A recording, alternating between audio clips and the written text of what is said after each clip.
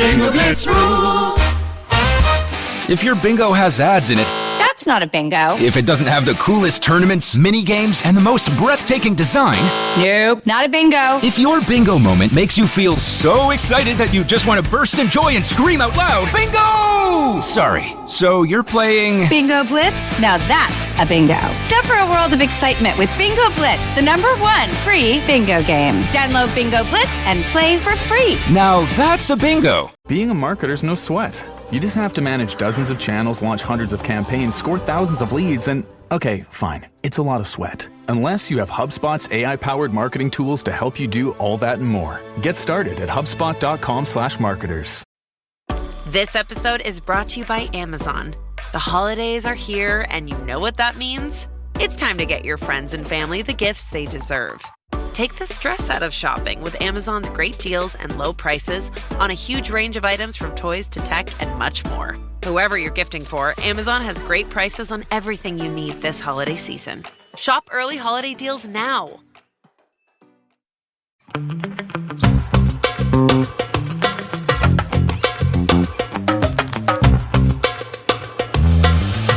Hello, everybody, and welcome back to another episode of Don't Blame Me. My fantastic guest today, if you can't see her and if you didn't read the title. And I'm not a guest. Oh. Well, it's just an M&M. We're not you're not a guest. No, I'm always here. I'm not going to tell you I where guess the bathroom is. Yeah, the guest is somebody that's just here once in a while. I'm always here. I've never not been here. No, you're always here. You're here Even when I performing. wasn't on the mic, I was still there. Yeah, you were. You've been doing work for so long. I know. So long. You need a vacation. I'm going. Yeah. Well, by the time this comes out. Is that a vacation? Yeah, I'm just going. Well, I'm going to write, but Oh, I just want to get that's away. so romantic. Is it going to rain there, do you think? Probably. It's Portland. Yeah, that's why. I was like, oh, is that why you picked it? To like right in the rain? My friend's there. She has okay. a house that has the downstairs is an apartment, basically. Oh my gosh. So she's a doctor. Wow. I love this. Yeah. This sounds like a rom-com. Yeah, and it looks like a spa. Like it's going to be Fuck great. Yeah. Wow, enjoy your vacation. I know. I'm excited for you. I was on a fake vacation, which is a wedding. Somebody else's wedding is always a fake vacation. Vocation. Yeah, and I'm sad to be back. Except I am a little convinced I Your have a pictures UTI. looked amazing. I mean, probably from that high-waisted bikini you had on. Oh yeah, my ass Your was just ass eating was out. it. First of all, I want to say and like for anybody, this is such a fucking like niche thing to say or whatever. You know how like sometimes you feel really stupid or uncomfortable taking pictures in public? I've always felt that way, especially because like Mott's, when he's taking them, like he feels weird, which makes me feel even weirder. Uh-huh. The greatest thing, I was like, you know what, fuck it, I'm just gonna do it. All of the girls there were like, oh my God, yes, work this. I love this. Okay. And everybody was like cheering me on. Like even his like bro-y guy friends were like, oh my God, great, love it. These weren't just like randoms. No, they were like his friends, which I Got feel it. more uncomfortable in front of people I know, not like total randoms. And it was like the greatest thing ever. And all the girls, like all the guys were like, wow, this is so cool that like you get to take Instagram pictures like this. And all the girls like, Mats, you must be like so happy. Like she looks so hot. Like this is great. And I was like, wow, like I got that picture of me and that's literally all of everybody. There's people on either side and like scooting away. And I was like, I just took all these thoughty Very pictures cute. and I got all this encouragement from these people. It was really nice. Very So cute. guys, step out of your comfort zone. Take thoughty pictures in public places. Well guys, welcome to the podcast. You've been here before. You're not If you're new, but if you are if new, you are new, welcome welcome. aboard. Auga to the ship. Choo choo. We're a ship boat. I get you. If you guys want to be in an upcoming episode, I always say like if you want to, and like I mean, none of you asked for these situations happen. No. If you need some advice and you want our input, you can give us a call at 310-694-0976 and leave us a voicemail there. And if you are an international listener, you can send us an audio message at meghanpodcast@gmail.com. wow, I know, I tried. you Did said it try? right. It was like there was a little twinge of air. Like it was calm. Calm. Okay. Calm. No, that's not what I Calm. said. Calm. I said come. Come. Oh, that too. Come. All about it. Big fan. Yeah. But speaking of come. Okay. No, I was just going to say these questions are going to be a little less sexual than our questions usually are because these questions weren't specifically meant for me. Fuck. There's so many good sexual ones you could have done. I know. So this is just so that you guys know someone was not able to make it. So I'm just jumping in here for this one. Yeah. I love the sexual ones. Me too. They're really fun. Okay. Should we get started? Let's do it. Hey, Megan. My name is, actually, I'm not even going to say it, but I am 20 years old, and I just need some advice about me. So I have this friend, and I love her to death, but she thinks that every single boy in the world is in love with her. She was convinced that my boyfriend loved her, and he obviously does not, because he's dating me and says that she looks like a troll. But she likes this boy in her class, and this boy has a boyfriend. That's right, I said it. He has a boyfriend. And I told her about it, and she's like, no, they're just friends. And I'm like, well, I mean, I saw them kissing, and she's like, she doesn't want to kiss anyone except for me. So basically, it just goes over her head. And I'm like, no, it's just no. So pretty much, Megan, I need help trying to convince her that's not going to happen. I mean, I could just let her go and let her see for herself. Also, this girl wants to become an actress and a singer, and she's like, all the boys will want me whenever I'm rich and famous, but she can't sing, and she keeps sending me clips, and I don't have the heart to tell her she can't sing, so help me out, Megan. And I don't want to seem like a bad friend. Like, I love her to death, and and anytime I try to tell her stuff, she tries to argue with me and tell me that I'm wrong, and then she'll fight with me about everything, and then she won't talk to me for a little bit, and then she'll come back, and basically it's like nothing ever happened, and she just starts doing the same thing again. So anyways, I'd really like your help, Megan. You're kind of a bitch, dude. Like, this is kind of bitchy. Like, You think that I think the this friends is- are being a bitch? I think it's bitchy because I think go ahead, like, you make your point first. I just think like we all do our own things, and I think if she's heavily trying to involve you in everything and talk to you like about anything like this, like I think we need to like, okay, this is like so like much less of a deep version, but like we can't prevent people from making mistakes or like doing things that like you want to avoid and be like, yo, this dude is gay or whatever. But I think that there's just like a level of, you just have to like let people do them, and like if she wants to be a singer or whatever, like it's not really up to you to be like, it's not your responsibility to tell her that she can't sing, because also it doesn't really matter if you think that she can't sing if she thinks she can sing. You know what I mean? Like that's something like she's going to have to discover that on her own. The only thing that's going to do, it's not going to be like, thank you so much for telling me, I'm going to change my career, like my dreams and my career path. It's going to be like, that's really fucked up and really mean. Like that, all that does is hurt somebody. Like that's just like, yeah, I think everyone should like follow their dreams or whatever. They'll realize when it comes to like industry professionals who are saying things like that. But like when it's just your friend, I think that it comes across like kind of like, I just think it comes across as like unnecessary. I think I'm also just really like sticking on the troll comment that her boyfriend made.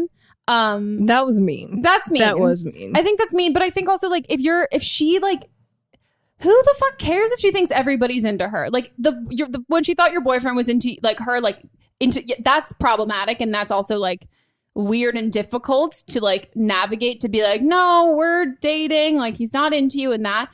And like the guy in her, if she wants to like have a crush on a guy who's gay, she's gonna find out that he's not that into her. Like everything's going to happen on her own, but you as her friend telling her, hey, by the way, like you're not that pretty and guys aren't as obsessed with you as you think. Like I want that fucking confidence, like, and to think that everybody like really likes, like is super into you when they're not. I just think that there's really no way for you to say anything that doesn't come across as like kind of mean, because also what's the point in that? Like if she's not like getting, she's clearly has like a great sense of confidence. Maybe this is like all a facade, but if she does have a great sense of confidence, it's, who cares if you don't necessarily think that it's warranted in like regards to what she feels like so sure and confident about. And then if it doesn't work out, like that's on her to kind of deal with. But I just think like there's just not really a nice way to say any of it, at least what I can't think of. Yeah, I mean, I don't think there's a nice way to say it, but I think she needs a reality check. Seems like she's just being delusional.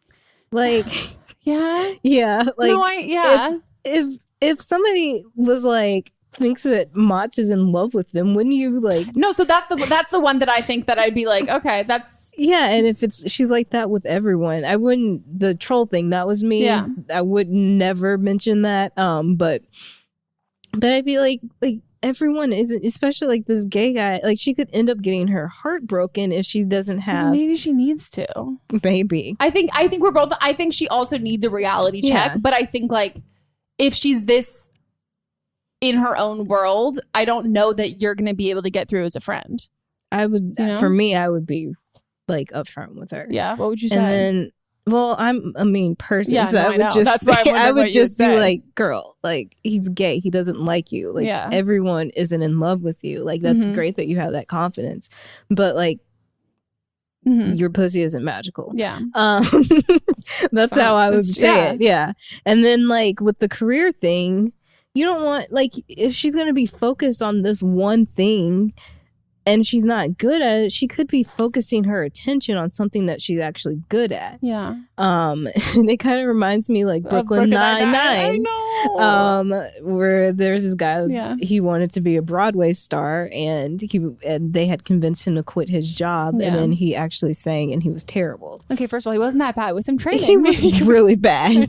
I know. Yeah, and I just feel like if that's what her goal is to be a singer, if she's like talented in the music field, maybe she'd make a better writer or something, and she could be focusing her talent on that. So at least for me, I don't know. It's like if I mean, singing is kind of like a universal sort of thing, but like maybe you just like get her to audition for American Idol, and then you don't have to tell her. And or like a local talent show. Yeah, because I think like I don't want to say that she's like delusional. She's got a really great sense of confidence that might not just necessarily be warranted in all fields that she's confident in. And I definitely think that like it's important to like have a like reality check with all of that. But if she argues you on all of this stuff, maybe it isn't able, she can't hear it from you. Maybe she needs to hear it from like, if it's music related, she needs to hear it from someone who works in music. So it's not like, oh, well, you don't know, like you're not into music, like you don't get it. Maybe it needs to be something like that. And the same thing with the guys, like there's kind of like people that like her. It's kind of like a what if situation. Like if you don't clarify and ask someone if they're in love with you, you can think that they're in love with you because you don't know otherwise. And as a friend, technically, you also don't know for sure. Like she has an argument where she's like, no, you don't know. But I mean, really, you don't. I mean, you don't know this. So maybe there is like. She saw the guy kissing. But I'm saying like, you don't know, like there isn't like her argument of like your friend. I'm not that I even know what her argument is, but it's like she can believe these people are super into her if she doesn't actually act on any of it. But I think if she was actually acting on these relationships and like flirting back with these people, and it just sounds like to me that she hasn't actually acted on it, so she hasn't actually gotten rejected and realized that it's not like how it is. And also it might be like totally how do fake you confidence. Not realize when your friend is dating this guy that you think's in love with him? Well, then ultimately this sounds really fucked up. I would never be friends with a person like this because of the fact that like it sounds like this infiltrates every part of your like. When you're like, she's a great girl, except this. I'm like, so this has to do with your relationship. This has to do with everything that she talks to you about. Like all of this stuff. I'm like, what part of your relationship and your friendship do you really like and appreciate? Like she's very defensive and she's like getting upset with you. As much as like I from the beginning said that like I think that you kind of sounded like a bitch. It is one of those things that I'm like, I don't know why you are friends with her, because it is putting you in a position where you constantly kind of have where you are being a little bit of a bitch because like you are raining on her parade, which isn't a nice thing to do. But like, why are you in that position in general? Because the boyfriend thing is like weird. And then maybe it's taking some separation from her because like it does put you in an awkward position. You kind of have to be an asshole. If you're not comfortable just like letting her be delusional, you have to be a bitch. And then do you want to be a bitch? Like, or do you not? Or like, is this friendship really worth, I don't want to say like fighting for, but like, is this friendship really worth it when it's this like taxing and kind of just like a headache and annoying in a lot of parts of it? But I think it's also it's not your responsibility or up to you to kind of dish her a reality check. She needs reality to do that, but also like feeling like it's exhausting sometimes when you're like listening to someone talk about something that even if you've told them that you're like, this is like not real or whatever. It's not seeping in. Yeah, it's really exhausting and frustrating. And that's also, yeah, it's not your responsibility to listen to that as a friend. So I think you just need to like figure all that out and really don't reiterate the troll commenter, because that's mean. And tell your boyfriend that he shouldn't talk about your friends like that, or women in general, or anyone in general like that. No. Like, that's not nice. But Stop I got laughing. a clear picture what she Stop looks like. laughing. That's so mean. You know, I have troll. No, I have Grinch as a background on my phone. Yeah. Honestly, Baby me as a baby. That's like literally mine. Is like I have Does she way look smaller like this? eyes. Oh my god! But FYI, baby Grinch can fucking get it. Ew, he's a baby. No, but like baby Grinch. Think of no, because he did grow up and he was big Grinch. He's Teen very, Grinch, maybe very tall. He is very tall, so it could work out for you. Yeah. Oh, okay. Well, we're giving you two different sides, so pick which one you think would be best for your situation. Yeah, and I'm sorry I called you bitch at the beginning. Yeah, I don't think you're a bitch. I think you're real. I think you have to be a Keep it bitch. real. Do you know what I mean? I think that's what's been happening. I think you have to, like, you know what I mean? Like, calling in about this, like, I would have just ghosted. Which is also bitchy. Yeah. Okay. All right. On to the next. Hey, Megan, I'm 25. I actually called in yesterday and left a voicemail and ended up dreaming about it and was mortified about the message I left. So I figured I'd call again and make myself a little more clear. I am a flight attendant, and I am, again, 25. I have kissed one boy my whole life. I have never had a boyfriend, nor have I ever had any kind of sexual encounter, oral, any kind of penetration, nothing. I am honestly just sexually frustrated.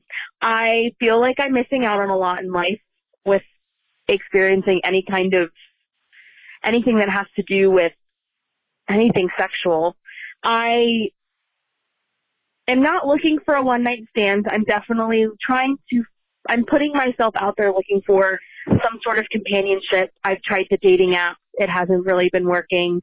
I've even tried Match.com and am not having any luck. And I even meet people on planes and in airports and am all around the world all the time, and I'm just not having any luck. I hate to say I don't want to sound too confident about myself, but I'm financially independent. I have no debt. I make decent money, and I come with fucking awesome travel benefits. And I think I'm a catch. I'm in shape and feel good about myself. I am a marathon runner, for crying out loud. And I just can't seem to even meet a guy at a bar for a one-night stand. Not that that's what I'm looking for, but I just am having a hard time meeting people anywhere. I, again, put myself out there and meet people all the time. And I'm starting to get in my head that either I'm too picky or there is something wrong with me. All of my friends say that I'm just too picky, and when the time comes, it'll come. But most of them are married and having kids now, or the two that aren't married are in relationships. And it's getting kind of frustrating. So I was wondering if you had any insight or any help. I'd appreciate it. Thanks so much. I also aspire to have this level of confidence. Bad bitch. Yeah, bad bitch. She's a catch. She's a fucking marathon runner, for crying out loud. Yeah. Okay. Well, I feel like I'm going to sound a lot like your friends, you know? Yeah. I think my best friend Sydney had like a full like mental breakdown to me a couple years ago that she thought I was going to die alone, because like not about her dying alone, about me dying alone.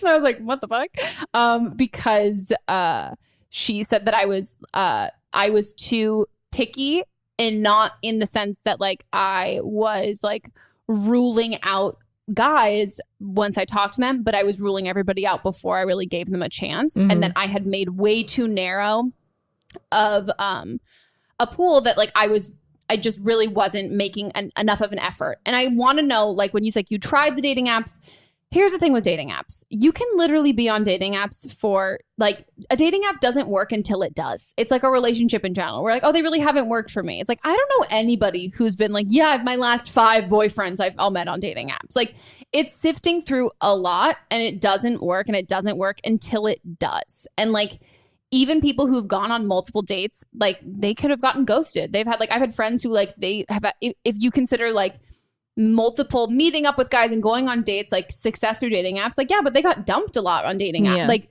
they like went on like 3 dates and never heard from a guy again. Like there was follow up, like there was more than one date, but like it didn't necessarily end well until it like did. And there was that one person. And I think that's the same thing goes with like meeting people in person or like anything like that.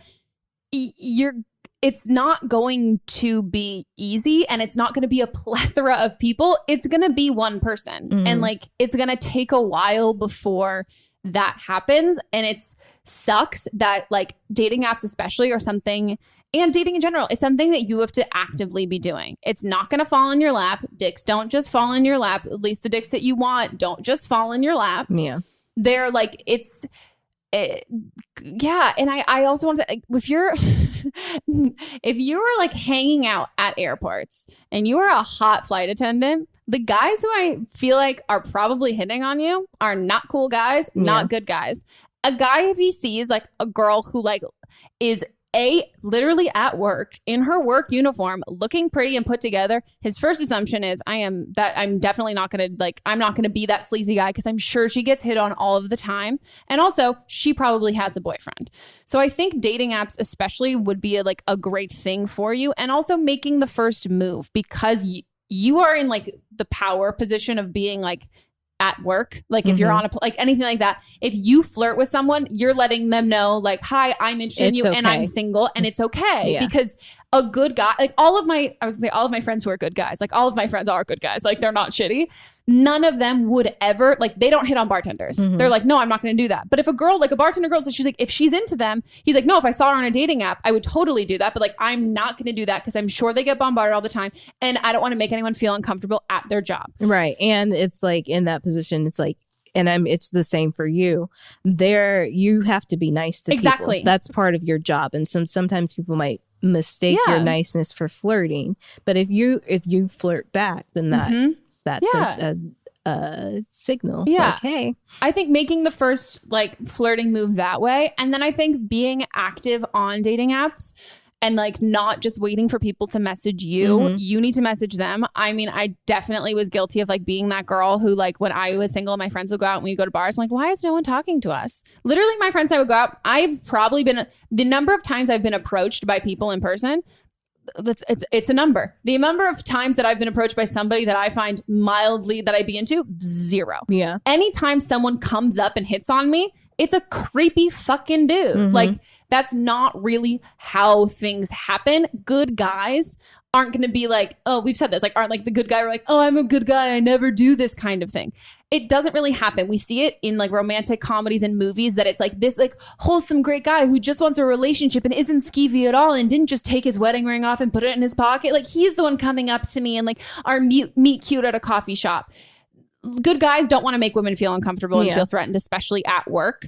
So I think you pursuing and being more active on it, I think is a great call, especially when it comes to dating apps too, because you talk so highly of yourself in a fantastic and confident way. Portray that confidence when you're making moves with guys too. Like I think there's nothing sexier than a girl who's like, no, I'm going to message him first. Like I'm going to try and do all of this.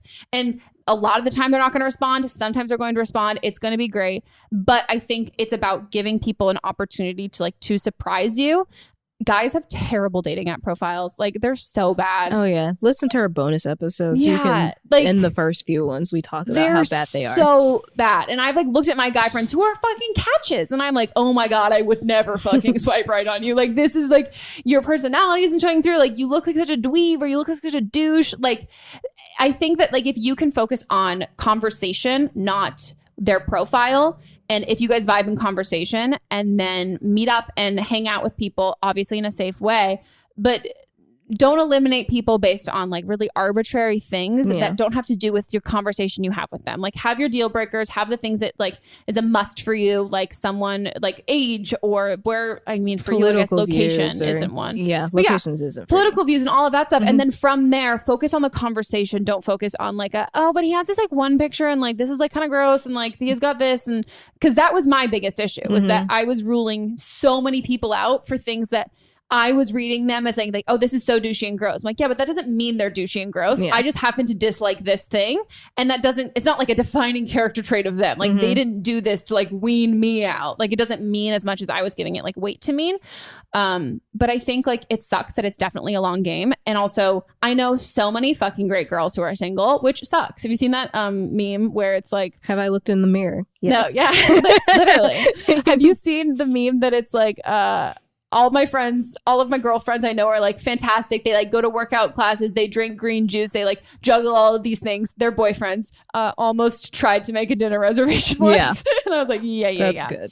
But yeah, I think like as much as it, I'm sure it feels like in your world that like everybody else is like there and like with relationships and stuff, know that like it does take time, especially if you are picky, which I don't think there's anything wrong with. But I also think like if I know you say you don't want to have like a casual one night stand or like a hookup or something like that.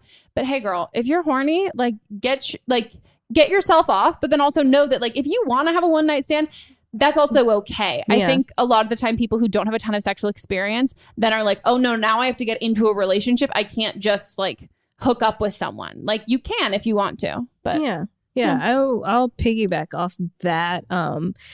You said that your standards, your friends had said that you're being too picky, and I'm not saying to lower your standards, but maybe just go out with guys just to like test the waters and get practice with dating. And then the confidence thing, you are clearly very confident, and Megan talked a lot about like online dating. I'll say for me, the longest 2 relationships that I've ever had, it was from guys that I met in bars.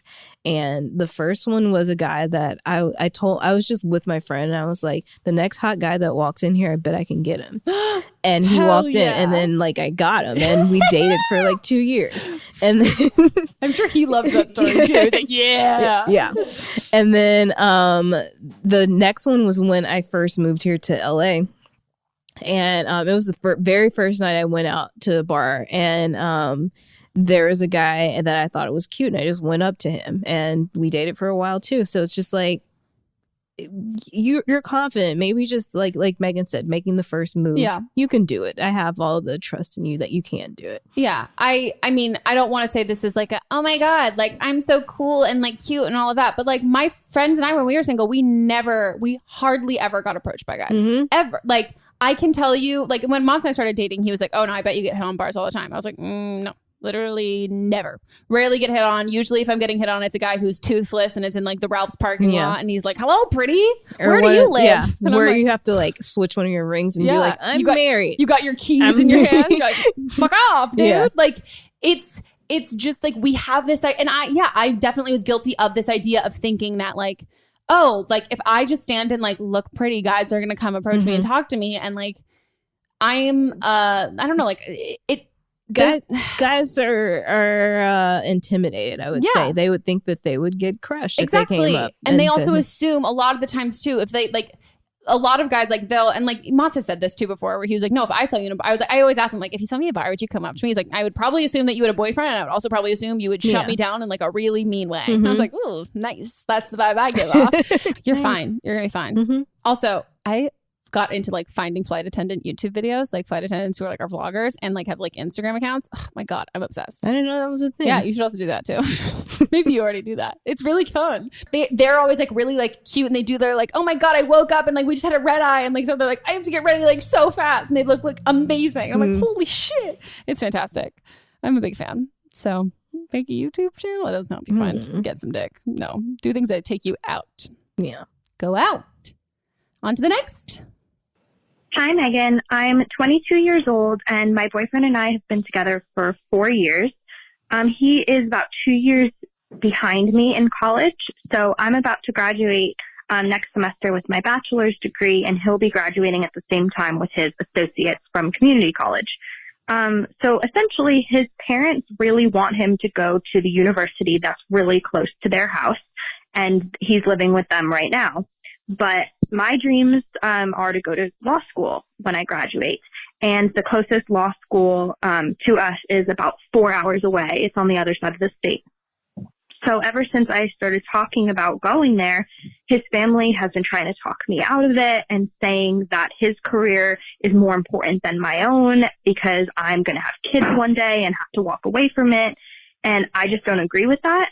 And he's really close to his family. But when he says that he will move wherever I want to, I like that, but I also can't help but feeling like his family is going to resent me for being the reason why he moved so far away from them. And I don't really know what to do about it because since I met them, we've had a really great relationship. But now it's becoming pretty clear that they're not looking out in both of our interests. They're really just focused on what they think is best for him.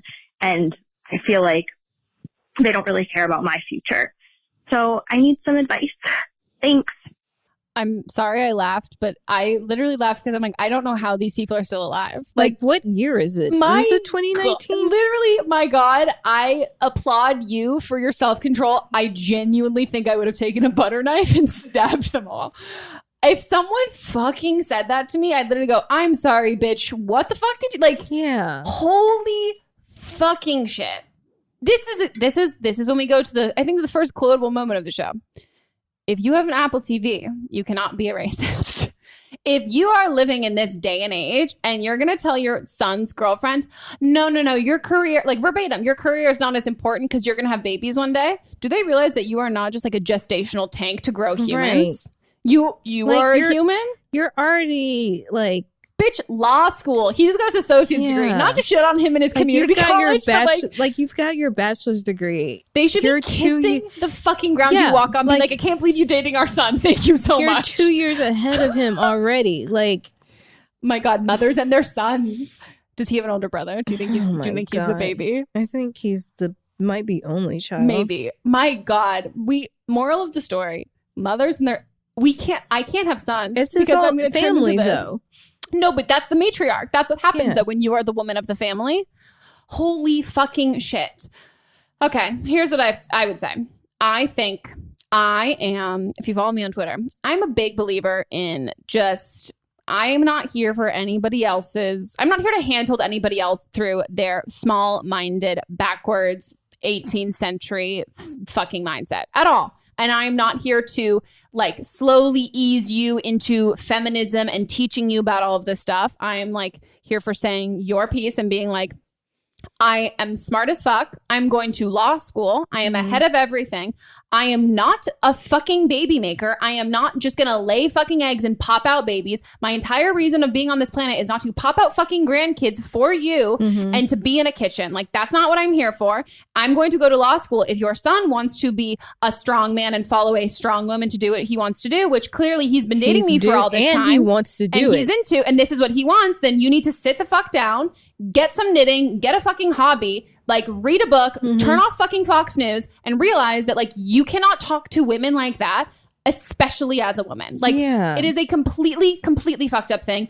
And there is like, you are so in the right and they are so in the wrong that I don't think I get that it's his family and it's like, oh, let's not piss off anyone or whatever. I mean, I'm fine with pissing off people's family. Like I'm okay with that. But like, you need to say your piece and it can't come from him. It can't come from anyone else. You need to say it and it needs to be the one time you have that conversation and then you never fucking talk about it again. And if they bring it up again, you just change the subject and you completely ignore it. And if they get in his ear and they scare him out of it, then like he's fucking weak and he's not for you. No. And there are so many other guys who are going to be like fucking like hard as shit for you in your like law degree, like ahead of the curve, smart as hell woman. Like, this is just so, oh my God, this pisses me off. Me too. Like I'm much. Like trying to get my words gathered for what I need to say. I don't want to say like, because I'm also like, didn't go to law school. Like you're ahead of a curve in a different way. But like, I've been financially independent since I was 19. I've like, didn't go to college, but like, I've always like I've been very privileged working for myself and doing my own thing. So like when I've dated, like there's been an intimidation factor, but there's also been a massive, toxic masculinity from parents of guys that I've dated where they're like, whoa, this girl, like this is like, it feels a little jarring that like their son doesn't need to provide for me. And a lot of the time it does come from the fact that that is how their family is. And that's how that is, and how that woman feels, or moms and dads feel threatened by that idea that it's very different from what they know in their relationship. And it makes them feel like their son isn't doing enough. And it's shit. It's like why some guys, I'm not saying your boyfriend is like this, but I'm saying like that mindset of like some guys like date girls that they feel like they have power. Like some guys like I don't want to say like small man syndrome, but like some guys who are like maybe insecure about their height date really petite girls. So they feel like really big. Me, I'm very tall. I want to feel small. I have a king size bed. Like sometimes we do like these things that like to make us feel to feel powerful or feel a certain way that we want to feel. And I think his parents are completely projecting that on to him, and that might not be what he wants. But hey, if he wants that, that's not your fucking problem. No. And I genuinely just think you need to have a real as fuck sit down conversation with his family, everybody who has said all of that, and then tell them like, this is the one time we're going to talk about it, because I will not dignify this with multiple times, because it is incredibly offensive and completely backwards and so incredibly sexist. And I need you to know that. And I'm going to say this once, and this is the only time we're going to talk about it. And that's just because it also brings in this idea that like all a woman is good for is procreating, and it's just so, and like that's the part that like makes like you're supposed to be his little woman. Like, are you fucking kidding me? What's he gonna do with his, like, no offense to your boyfriend, again, like also didn't graduate college, but like the idea that they're going to tell this woman who is graduated college early, is going to law school, that no, we need you to like step down and let our son with his community college associate's degree catch up so he can be more powerful than you. Like that's what it's like. It's fucking insane. Like it's so fucking insane. And like also I'm sure it's your boyfriend. You love him. He's fucking great. His worth also does not equate to the fact that he might not be as academically driven as you are right now. Or like he is, but he's doing it in a different way. He just had a different pace. But why should you slow down? And also why? But like. And on top of that, like, why are you thinking so lowly of your son that you're like, no, this girl is too great. It's making our son look bad. We need you to like slow down. Like, know the fact that like it also speaks so highly of their son that you are dating him because you are this strong, badass, really fucking smart woman who likes their son. Like they should be thrilled. And he's clearly like okay with it. It's them. Oh, I hate this family. I do too. I hate them so much. Yeah. And I also, at the same time though, like know that like we've said this so many times before too. Like I'm, as much as like I want to be like, fuck this, like whatever. Like sometimes in-laws and sometimes also like old people just suck. And not that like I necessarily think that like you let them be like, whether it's like racist, misogynistic, like sexist, fucking, anything. You don't let them do that, but you say your piece, you don't engage with them, and you don't expect to have a fantastic relationship with them. Like, I don't think this means your relationship is doomed because you're not. I don't think that like you're going to know that he's the one when you meet his family and everything's amazing and it's all perfect. Like sometimes people's families fucking suck, but that doesn't determine that relationship's not for you, but it's about who you're dating. Yeah. And there's this whole idea that like men are intimidated by like strong women, and like there's a certain kind of guy that is intimidated by strong women. Then there is another guy like Leo Howard, who refuses to date any girl who is not at least 4 inches taller than him. Like he's like, no, I want a girl that like everybody's like, how the hell did this guy get her? Is his mom taller than his dad? Yeah. I've seen pictures. Yeah. Oh, love. Okay, guys, it's time for a quick break and we'll be back.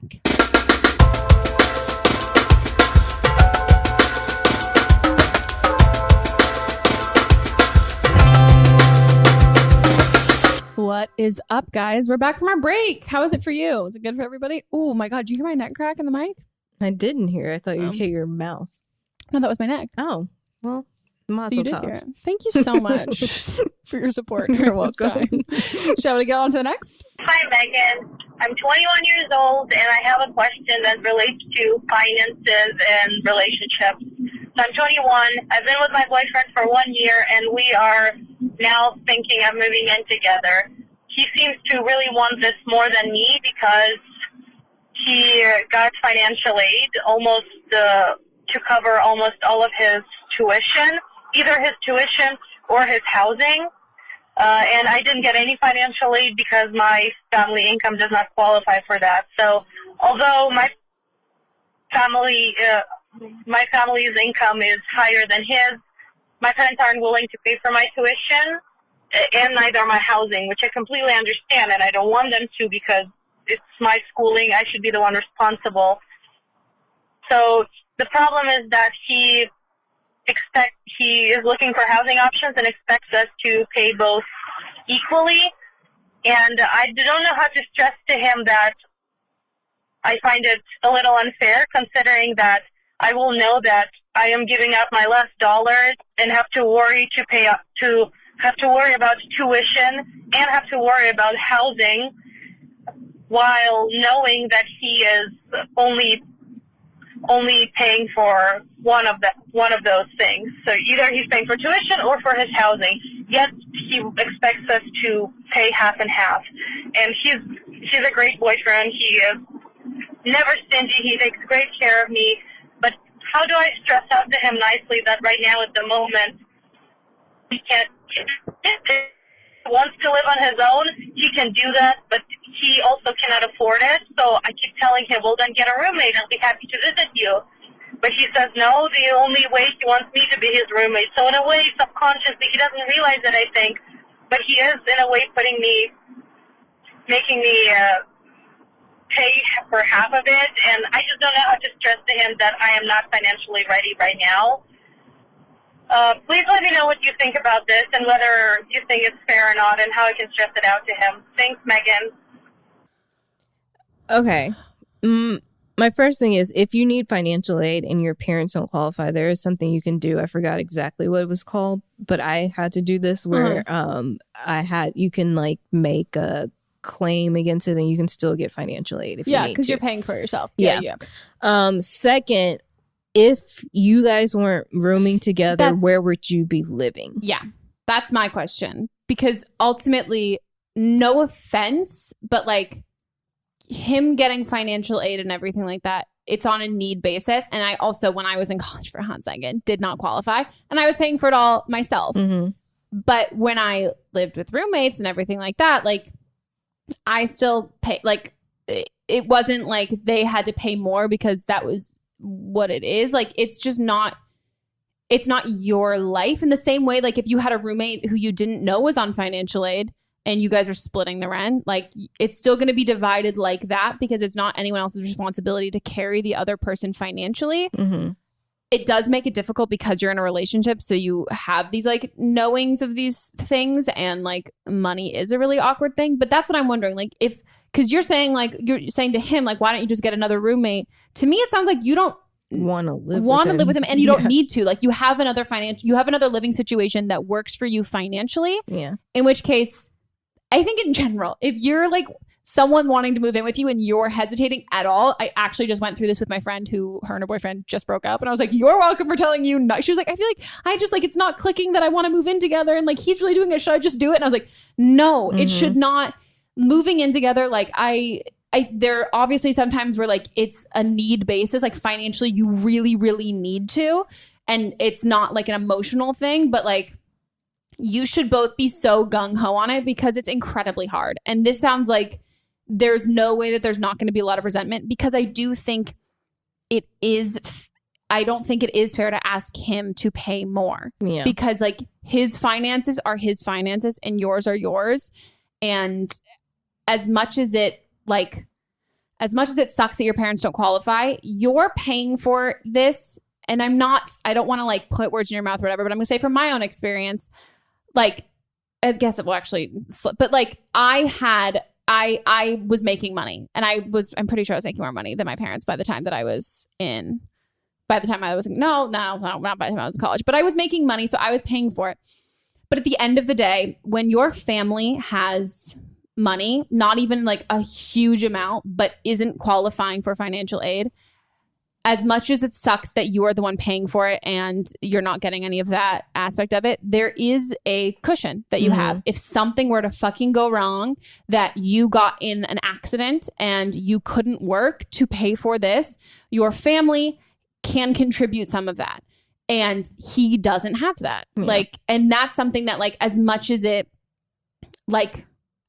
that's frustrating to think about, because realistically, like the difference in finances, it's not when they say that people can afford, like, oh, you don't qualify for financial aid. It's like, you can drain your fucking income and pay for your kids' college and you still don't qualify. Like, it doesn't mean that like your parents are totally completely loaded, but like there is a difference in cushion there. And I think like you having a little bit of awareness of the fact that like the reason why he qualified for financial aid is because he wouldn't be able to go to school without it. And you're able to do that. You're able to work and get all of this stuff done. This is the way that he can do it.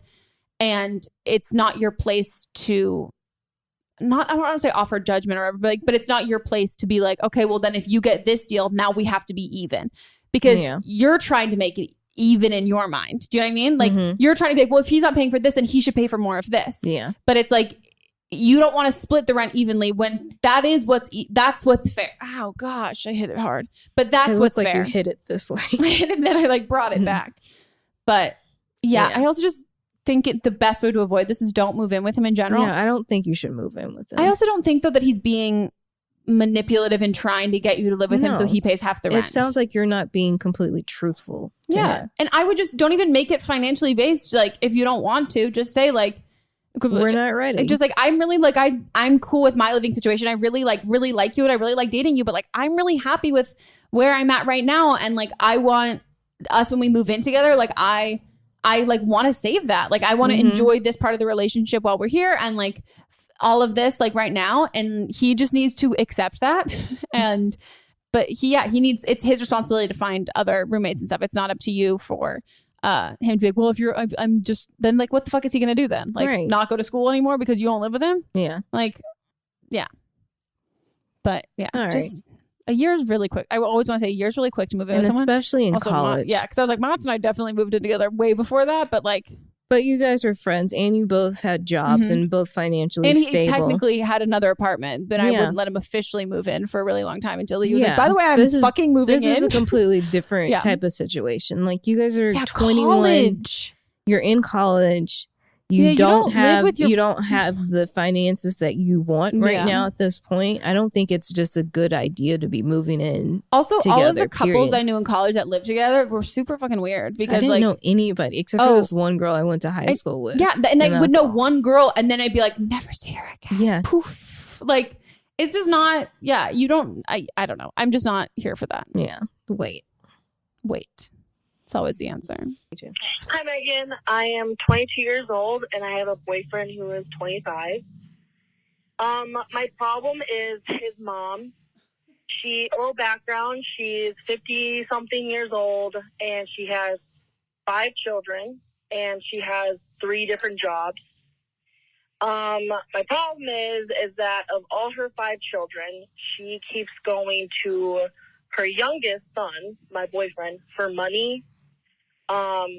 She has like 2 children who are in their 40s, and she's not asking them for money. I just struggle with this because it goes into our relationship, and I'm not like a cold-hearted bitch. Like I would do anything for my mom too, but if the conversation was, oh, I'm late on a bill, can you help me out? Then yeah, I'd send so much money to my mom. But his mom is saying, hey, I'm on my way to the casino. Can you send me $200? Or like, pay for all these bills. They're around $400. Send it to me. And it goes into our relationship. So I'm just a little nervous because what if we want to start a family or get a house and he can't afford it because he's spending all on his mom? So if you can help, that'd be great. Or just give me your opinion on all of this. That's awesome too. Thanks. Bye.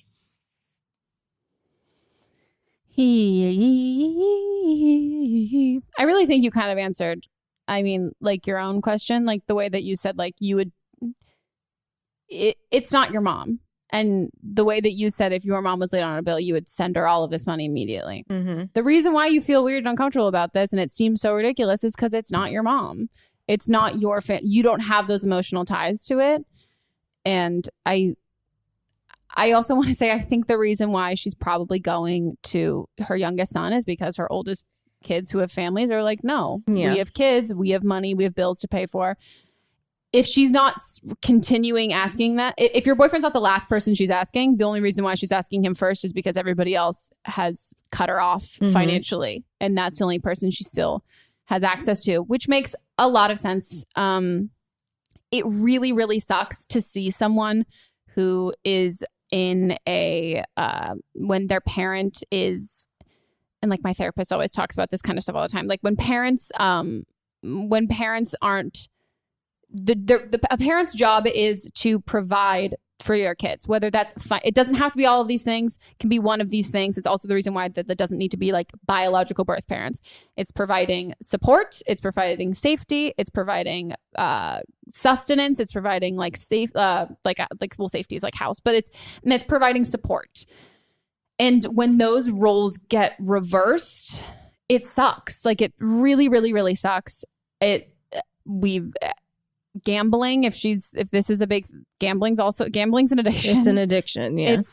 It doesn't to me when you say like you would pay for your mom's bills, but then when she's asking for these bills, they're like $400 and all of this stuff. I think your boyfriend's probably not telling you everything. Mm-hmm. I think she's probably going through a rough time. Maybe she's been going through a rough time for a while, and his siblings aged out of feeling like they needed to help, and he's feeling as the last kid, as the baby, he's feeling responsible and feeling like he wants to help his mom in any way.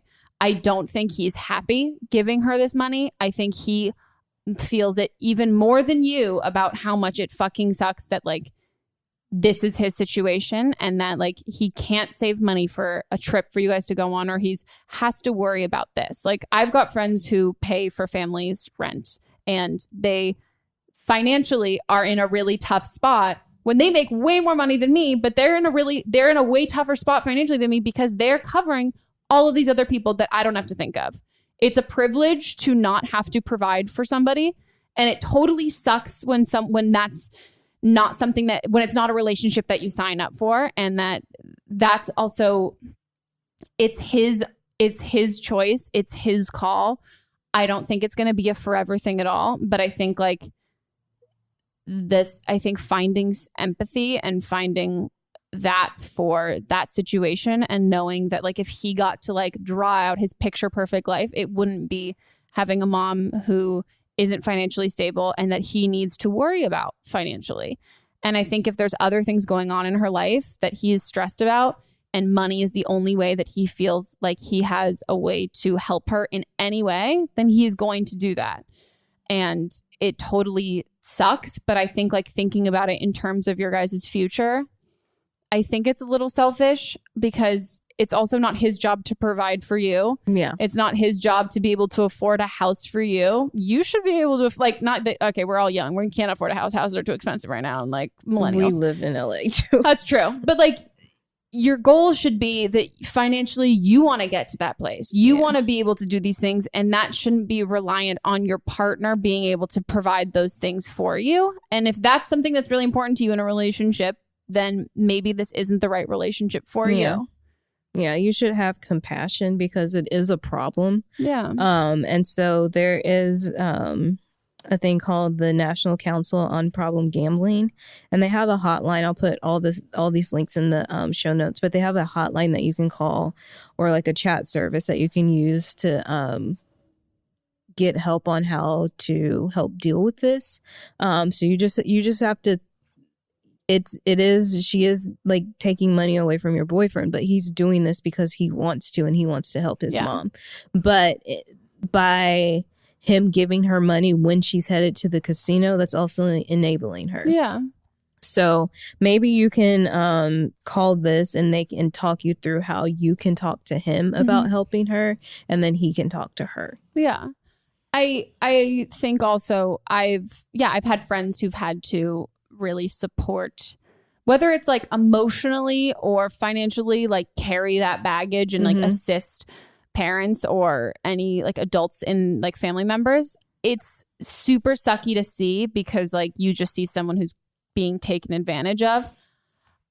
Ultimately, it can't last forever. Like it really can't. Like I'm sure that's what's also happened with the siblings. But maybe if like the first thing that you do is because he said like I'm assuming you're not knowing all this because you're going through his text messages. I'm sure he's like you're seeing like he's talking to you about it, probably with some annoyance. Yeah. And then I think maybe it's just like, so how long has this been going on? Like does she like and not from like a judgmental place of being like asking about that and be like, so like are your siblings like are they still close to your mom? Like are you like or is like are you and your mom like the closest of like the whole fam? Like you can make it in a way like to understand and learn more about it, because I think also like he probably feels embarrassed by it too. So I think like the more that you can learn about it and understand it from like understand the situation that he's been put in, I think you'll have more empathy for him. Yeah. Because it won't just feel like, oh, she's asking for this and he's giving it to her. Like it's not that easy of a process for him, but I think you guys should talk about it. And I'm sure he would love to like,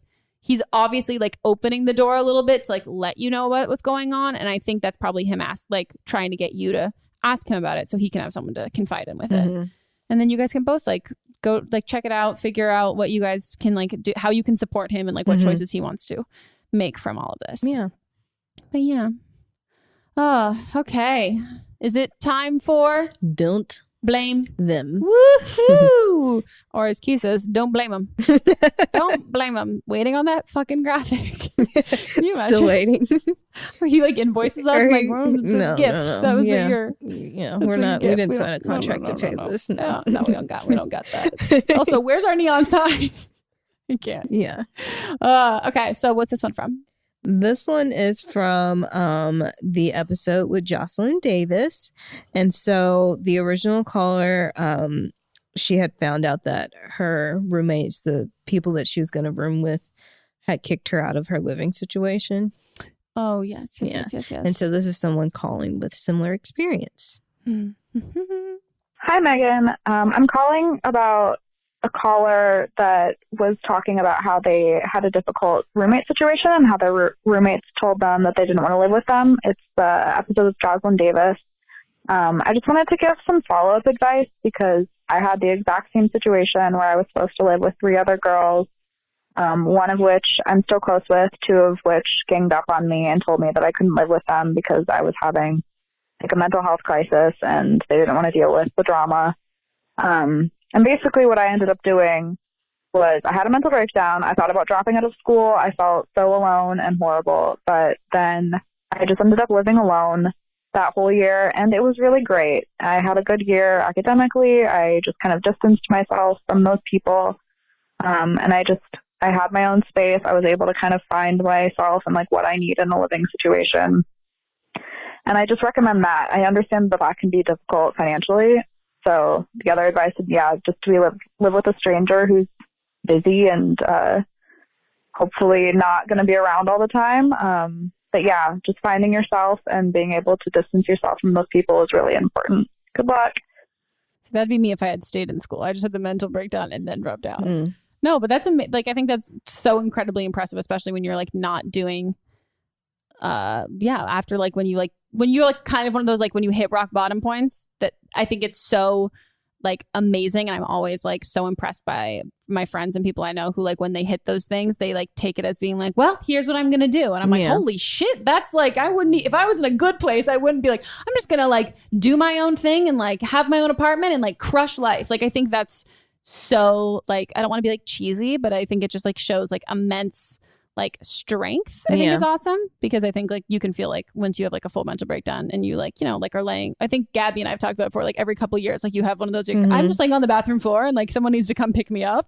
It's like, I think that's really impressive. Yeah. And then speak on her saying like, find somebody that's really busy, maybe find somebody that's like a recent graduate that's in that they just got like their first job or something. So you know that they're not going to be around a lot. and like when you're in between classes and stuff. So that could be somebody that doesn't want to be your friend. Someone pre-med. So They're not looking for friends. Or, somebody that's pre-med or somebody that says like young professional or something like that. So I personally know Aislinn on the previous episode said that she roomed with her friends and it's been great. And it's been great for her. But like the friends that I've roomed with, it was like terrible. No, same. So for me, after I had 2 terrible experiences, I either 1 lived by myself or 2 had a roommate that I wasn't friends with. And it was great. Yeah, that was my college roommate. I had requested a different girl because we had like met on Facebook and like wanted to like room together, and I got a random one.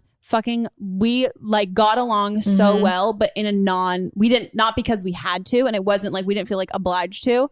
Like, I'm sure she fucking hated living with me because I was a fucking that was like peak terror Megan. Like I was like, we can't lock the door because I just don't want to bring keys out, and she's like, okay, what? Yeah, it was bad.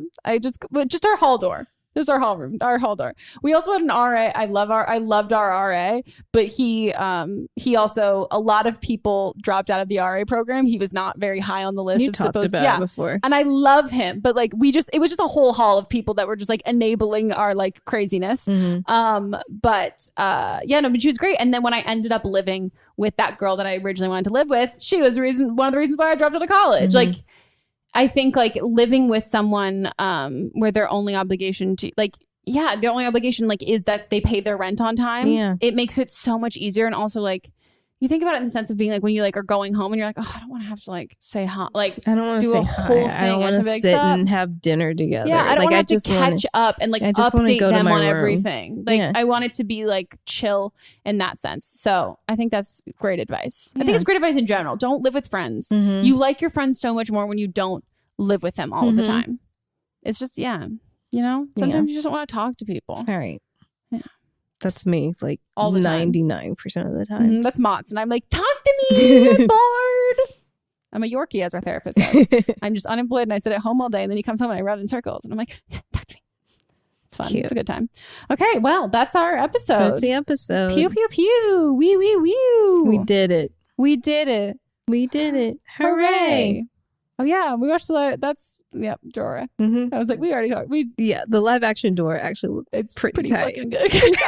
I'm gonna go see pretty it. fucking excited. Yeah. I'm like, let's go see it together. We shat on it, and I'm like, no, I'm gonna see it. Yeah. I think I'm fucking into it. Yeah. She looks fun. Like a badass. Dude, it's like it's like a young Tomb Raider, I would say. Fuck, that's where I was trying to go. You were gonna say. I was like, Angelina Jolie, no, it's Ariana, Alicia, blah, blah, blah. It literally, that's what it feels like. But just like somehow more like not as smart clothes. You'd think Tomb Raider, you're like unpractical outfit. Dora, shorts. Yeah. Even more unpractical. But she was like in the jungle. It was hot. No, that's very true. Yeah. I just think of like bug bites. Yeah.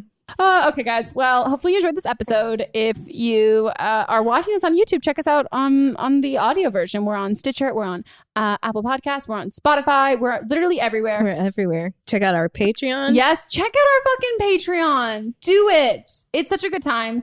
And also, if you, I really am excited for what people are going to identify as because all of our Patreon tiers have names, and I want to know, like, if we use one of your names, do you feel like obligated to be like, what's the tier I gotta be? Because like this is my name. Yeah. You know? Yeah. I feel like that would be happening. And then if you're listening to it and you want to watch it on YouTube, check it out. It is there. And we are also on Instagram at Don't Blah Mean Pod. We also have our solo Instagrams, which will be linked down below.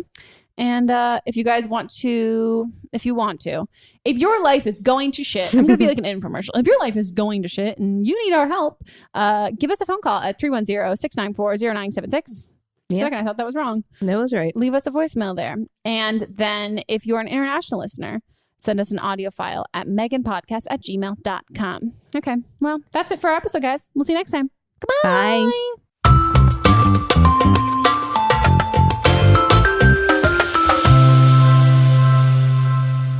Don't Blame Me is a production by me. Executive produced by Melissa DeMonts. Camera operator Amanda Lechner. Production assistance by Julie Carley. And music by Ryan Hunter and Giacomo Picasso, part of the HerPod Network. What's up, everyone? It's Noah Daniels. Hey, y'all, I'm JJ. Hey, guys, it's Kat. And we're your hosts of the Real Hauntings podcast, where we bring on guests to share their first-hand encounter ghost stories and supernatural experiences. Now on to the trailer. I've been warned to not tell this story, but I think because of the way it ends, it's okay to tell this story, because some people say that with certain entities, to like speak of them or talk about them or in any way like portray them as powerful will attract them to other people. The creepiest thing about it to me is a lot of times it would wait for me to notice it. Like it would just lay its arm out like this, and then I'd be like, where is it? Where is it? And then I'd see it, and then it would just slither back. For more information on the Real Hauntings, Real Ghost Stories podcast, make sure you check out real.fm to learn more about our podcast and many other amazing podcasts. Hi, this is Rob Benedict. And I am Richard Spate. We were both on a little show you might know called Supernatural. It had a pretty good run, 15 seasons, 327 episodes. And though we have seen, of course, every episode many times, we figured, hey, now that we're wrapped, let's watch it all again. And we can't do that alone, so we're inviting the cast and crew that made the show along for the ride. We've got writers, producers, composers, directors, and we'll of course have some actors on as well, including some certain guys that played some certain pretty iconic brothers. It was kind of a little bit of a left field choice in the best way possible. The note from Kripke was, he's great, we love him, but we're looking for like a really intelligent Duchovny type. With 15 seasons to explore, it's going to be the road trip of several lifetimes. So please join us and subscribe to Supernatural Then and Now. Listening to a podcast should be time well spent, and I promise it will be if you'll give this podcast a try. It's called Something You Should Know. I'm the host, Mike Carruthers, and in every episode, I talk with leading experts on topics I know you will find fascinating. From why people can't keep secrets, what your favorite music says about you, why your pet acts in strange ways, and so much more. Something You Should Know is designed to give you information you can use in your life and give you great intel that you can share with others. I'm told it's a binge-worthy podcast. And with over 1,000 episodes, there's a lot to binge on. Something You Should Know has been ranked in the top of the Apple Podcast charts consistently for a long time. I know you're going to like this. I just need to get you to try it. Something You Should Know. It's available wherever you listen to podcasts.